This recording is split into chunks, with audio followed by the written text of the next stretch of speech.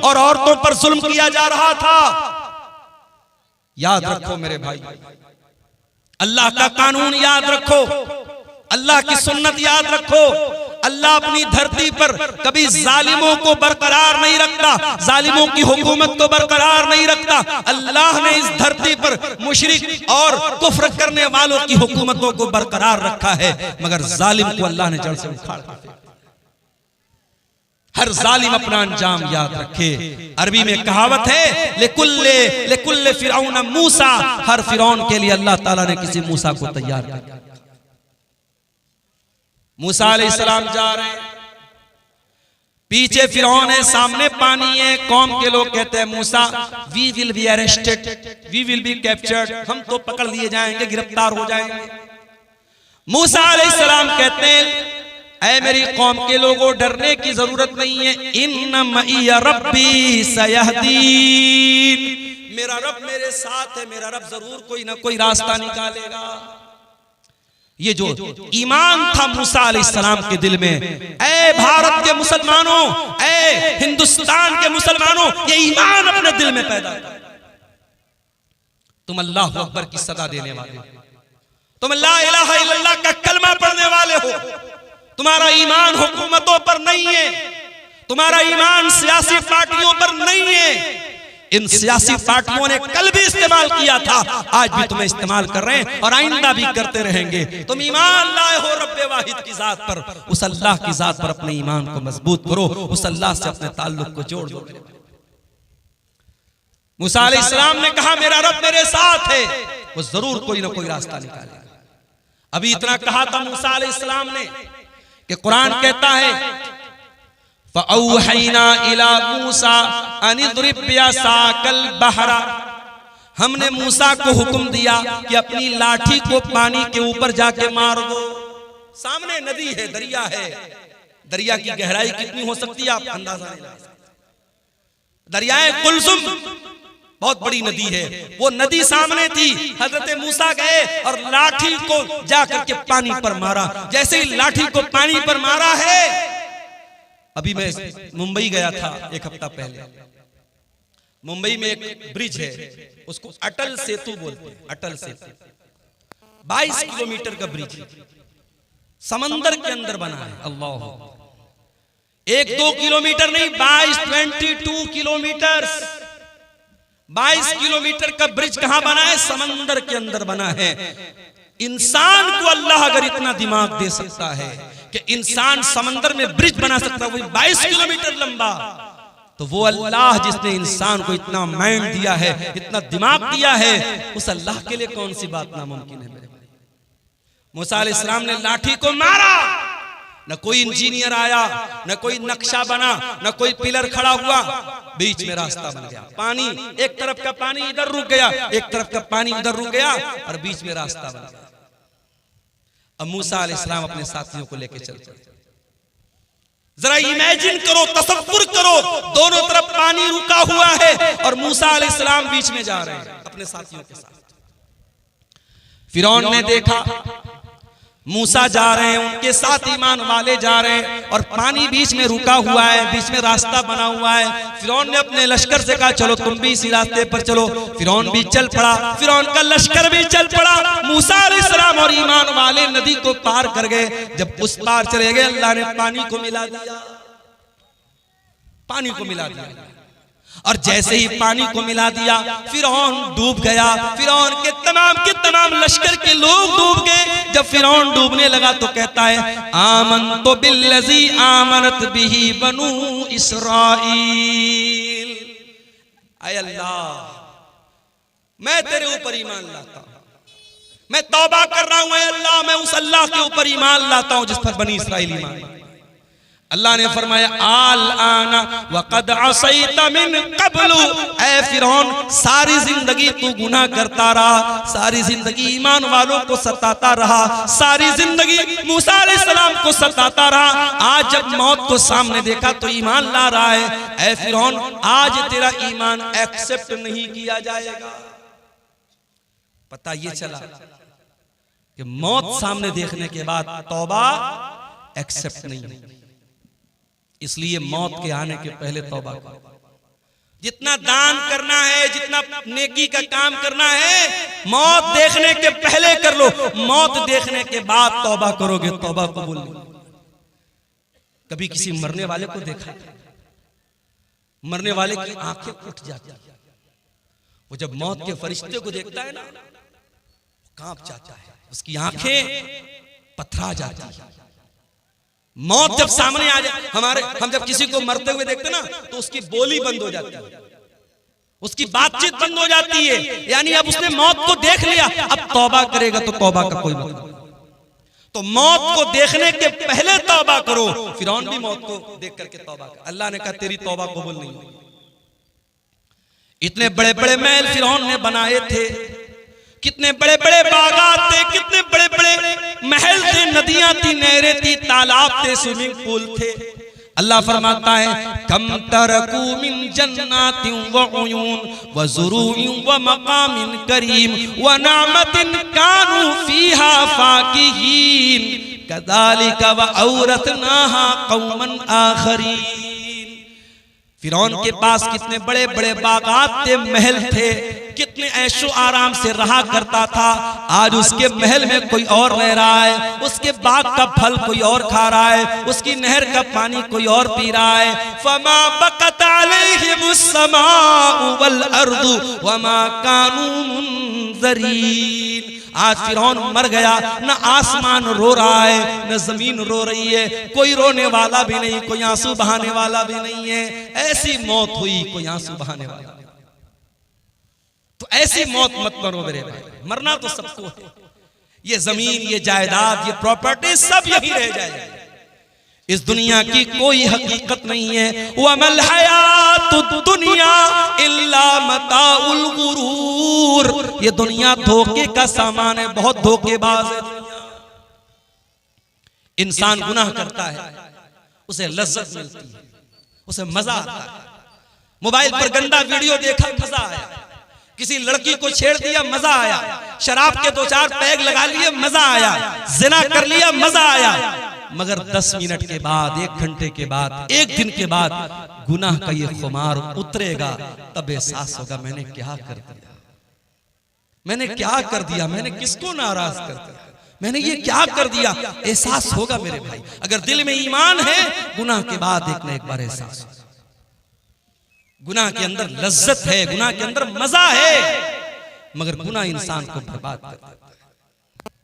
इस दुनिया के चक्कर में पड़ के तुम गुनाह कर रहे हो, दुनिया की औरतों के चक्कर में पड़ के जवानी बर्बाद कर रहे हो। अरे चक्कर में पड़ना है तो जरा जन्नत की औरतों के चक्कर में पड़ो। अगर तैयारी करना है तो जन्नत की नेमतों के लिए करो। दुनिया की औरतों के साथ, दुनिया की लड़की। अभी मैं पटना गया था, एक सफर था मेरा, हमारे एक दोस्त के साथ में। पटना की मार्केट में मैंने देखा एक नकाब पोश लड़की, बुर्का वाली लड़की, गैर मुस्लिम लड़के के साथ टहल रही। हमारे एक साथी थे बनारस के। मैंने कहा देखो भाई ये क्या हो रहा है। बोले मौलाना कोई हैरत की बात नहीं है। मैंने कहा क्यों? कहा ये टाइम पास है। लड़की को भी पता है कि मैं टाइम पास कर रही हूं, लड़के को भी पता है मैं टाइम पास कर रहा हूं। दोनों सीरियस नहीं है, घूम रहे हैं। ऐसा भी होता है कि लड़की एक लड़के के साथ सुबह घूम रही है, दोपहर में दूसरे लड़के के साथ घूम रही है, शाम को तीसरे लड़के के साथ घूम रही है। ये चल रहा है, टाइम पास। ये औरतें हैं दुनिया की, ये लड़कियां हैं दुनिया की। और जन्नत की औरतें कैसी होंगी? लम यतमिसहुन्ना इंसुन क़ब्लहुम वला जान। जन्नत की औरतें इतनी पाक दामन होंगी, इतनी पाक साफ होंगी, उनको किसी इंसान ने कभी टच न किया होगा, कभी छुआ नहीं होगा। न इंसान ने न जिन्नात ने कभी टच नहीं किया। दुनिया की औरतें, उनके साथ बहुत सारी गंदगी भी लगी हुई है। जाहिर है इंसान की बॉडी है, इंसान पेशाब भी करता है, पाखाना भी करता है, नाक से गंदगी भी निकलती है, बलगम भी निकलता है। औरतों के साथ दुनिया के और भी मसले मसाइल हैं, लेकिन जन्नत की औरतों के साथ कोई मसला मसाइल नहीं। वलहुम फीहा अज़वाजुम मुत्तहरतुन, दुनिया की औरतों के साथ तो बहुत सारे मसाइल और गंदगियां हैं, लेकिन जन्नत की औरतें बिल्कुल पाक और साफ होंगी। अब्दुल्लाह इब्न अब्बास इस आयत की तफसीर में कहते हैं ला यहिज़ना, जन्नत की औरतों को पीरियड नहीं आएगा, वला युहदिसना, उनको पेशाब व पाखाना की हाजत न होगी, वला यतनखमना, उनको थूक और बलगम की गंदगी नहीं होगी, पाक और साफ। दुनिया में जो औरत दुपट्टा ओढ़ती है, ओढ़नी ओढ़ती है, पर्दा करती है, समझ जाओ कि वो जन्नती औरत है, इसलिए कि जन्नत की औरत के सर पर भी दुपट्टा होगा। अल्लाह के नबी फरमाते हैं, बुखारी और मुस्लिम की रिवायत है, लवी तलात इल दुनिया, अगर जन्नत की औरत दुनिया में एक मर्तबा झांक दे, एक नजर डाल दे, मलात मा बैनहुमा रिहा, उसकी खुशबू से जमीन व आसमान भर जाए। इतनी बेहतरीन खुशबू जन्नत की औरत सिर्फ एक नजर झांक दे दुनिया में, उसके परफ्यूम से, उसके फ्रेग्रेंस से, उसकी खुशबू से, उसके सेंट से दुनिया भर जाएगी। वला नसीफुहा अला रासिहा खैरुम मिनद दुनिया व मा फीहा, और जन्नत की औरत के सर पर जो दुपट्टा होगा, अल्लाह ने जन्नत की औरत के सूट का जिक्र नहीं किया, उसके गाउन का जिक्र नहीं किया, उसके फ्रॉक का जिक्र नहीं किया। अल्लाह के नबी कह रहे जन्नत की औरत के सर पर जो दुपट्टा होगा, वो दुपट्टा भी दुनिया और दुनिया की तमाम दौलत से बेहतर। आज मैं मंगल बाजार में कुछ मार्केटिंग करने गया, तो हम लोग तो बनारस के लोग हैं ना, बनारस में कपड़ा बनता है, तो हम लोग कपड़े को हाथ लगा के समझ जाते हैं कपड़ा की क्वालिटी। जो बनारस के अंसारी लोग हैं, जिनको जुलाहा कहते हैं, तो वो कपड़े का कारोबार ही करते, तो उनको मालूम है कि कपड़े की क्वालिटी क्या होती है। एक मर्तबा अल्लाह के नबी के पास रेशम का कपड़ा है। रेशम का कपड़ा उस जमाने में भी बड़ा कीमती माना जाता था, आज भी बहुत कीमती माना जाता है। बनारस में आप जाएंगे साड़ी की मार्केट में, 500 रुपए की साड़ी भी है, 50,000 रुपए की भी साड़ी। 50,000 की साड़ी में क्या स्पेशल है, उसमें प्योर रेशम है, प्योर सिल्क है, और उसमें ओरिजिनल सोने की जरी है, तो उसकी कीमत 50,000 रुपया भी है। बड़ी बड़ी बॉलीवुड की जो हीरोइन होती है, उनका जो लहंगा होता है, जो साड़ी होती है, बनारस से तैयार होती है। तो अल्लाह के रसूल सल्लल्लाहु अलैहि वसल्लम के पास रेशम का कोई कपड़ा आया। अब सहाबे किराम अरब के रहने वाले थे, रेशम वहां नहीं बनता था, रेशम का कपड़ा नहीं मिलता था, मोटे मोटे कपड़े मक्के में पहने जाते थे, टाट वगैरह टाइप के कपड़े, जूट वगैरह के कपड़े पहने जाते थे। तो जब ये रेशम का कपड़ा आया, तो सहाबा उसको छू करके कहने लगे कि कितना सॉफ्ट है, कितना मुलायम है, कितना नर्म है। सहाबे किराम को बड़ी हैरत हुई। अल्लाह के प्यारे नबी ने फरमाया अताजबूना मिन हाजा, ऐ मेरे सहाबा तुम्हें इस पर बड़ा ताज्जुब हो रहा है, बड़ा आश्चर्य हो रहा है, बड़ी हैरत हो रही है। लमनातिल साद इब्न मुआज फिल जन्नत खैरुम मिन हाजा, ऐ मेरे सहाबा जन्नत में हजरत साद बिन मुआज को जो हैंड करचप मिलेगा, जो रुमाल मिलेगा, जो दस्ती मिलेगी, जो मिंदील मिलेगा, ऐ मेरे सहाबा ये दुनिया के रेशम का कपड़ा फेल है उस जन्नत के रुमाल के सामने। इतना सॉफ्ट होगा हजरत साद बिन मुआज का रुमाल।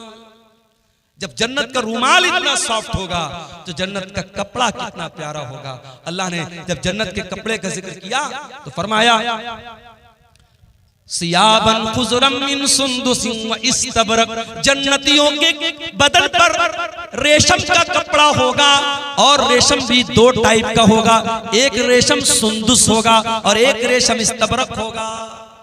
सुंदुस बोलते हैं जो बारीक रेशम होता है, और इस्तबरक जो थोड़ा मोटा रेशम होता है। मेरी एक बच्ची का नाम सुंदुस, एक बच्ची का नाम इस्तबरक है। ये कुरान की इन्हीं आयतों की रोशनी में मैंने रखा है। सुंदुस के माने भी रेशम होता है, इस्तबरक के माने भी रेशम। तो जन्नतियों का कपड़ा इतना आलीशान।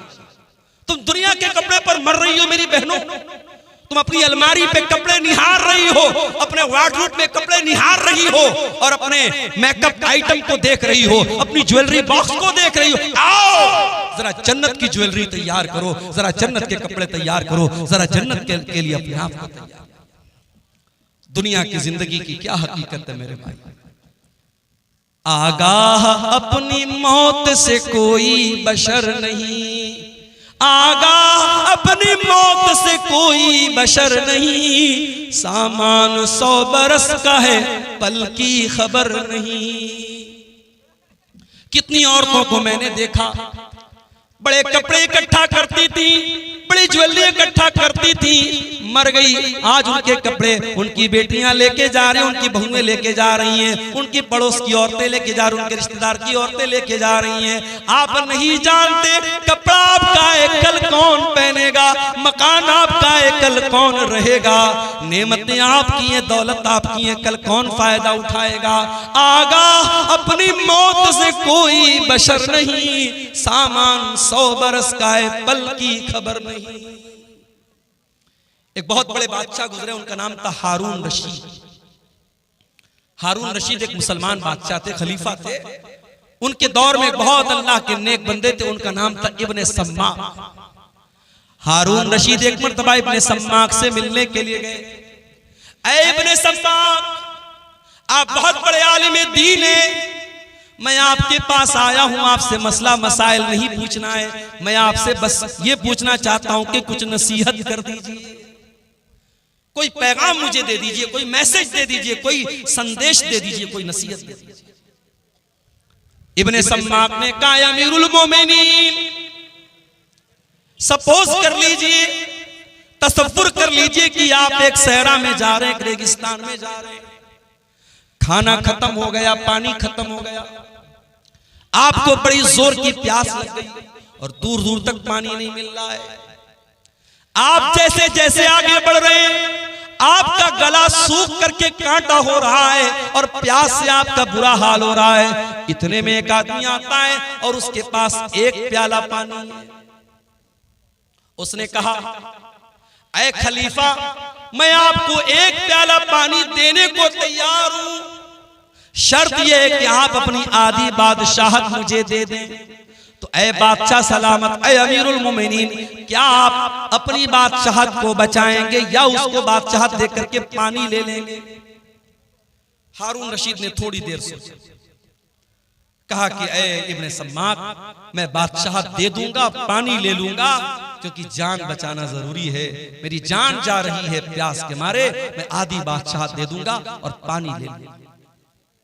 इब्ने सम्माक ने कहा, बादशाह सलामत, अब सपोज कर लो वो पानी आपने पी लिया, अब वो पानी आपकी बॉडी में जाकर के अटक गया, अब आपको जोर की पेशाब लग गई, लेकिन पेशाब के रास्ते से पेशाब नहीं निकल पा रहा है, आप बेहाल हो गए, आपको अपनी जिंदगी खतरे में नजर आने लगी, आप पेशाब के रुक जाने से आप परेशान हैं। इतने में एक दूसरा आदमी आता है और वो कहता है, ऐ अमीरुल मोमिनीन, आपको मैं ऐसी दवा दे दूंगा कि आपका पेशाब निकल आएगा, आप रिलैक्स फील करेंगे, आपका दर्द खत्म हो जाएगा, शर्त यह है कि आप अपनी बाकी आधी बादशाहत मुझे दे दें। तो ऐ बादशाह सलामत, क्या आप अपनी जान बचाएंगे या उसको अपनी बादशाहत दे देंगे?